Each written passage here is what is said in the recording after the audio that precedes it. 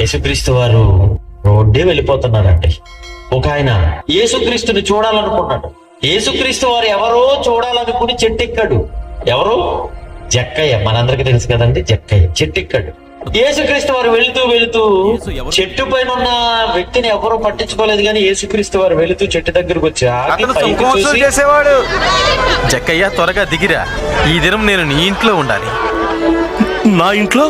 అతని ఇంటికి ఎవరు? ఏమంటే ఆనందంతో జక్కయ్య దిగిపోయాడండి. యేసుక్రీస్తు అతని ఇంటికి వెళ్ళాడు.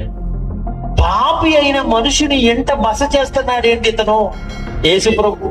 జక్కయ్యకి ఆ రోజు వాళ్ళు ఇచ్చిన పేరేంటో తెలుసా? మనమైతే పొట్టు జక్కయ్యని పేరెట్టాం, కానీ అక్కడ సమాజం వాడు అందరూ పాపి, పాపాత్ముడు, కఠినాత్ముడు, డబ్బుల కొరకు ఎంత పనైనా చేసేస్తాడు, జాలి లేనివాడు, అతి క్రూరమైన వ్యక్తి ఇంటికి వెళ్ళి ఇతను ఎందుకు ఇక్కడ ఇలా మాట్లాడుతున్నాడు, ఎందుకు ఇలా ఉన్నాడు అని బయట వాళ్ళు అందరూ అనుకుంటున్నారండి.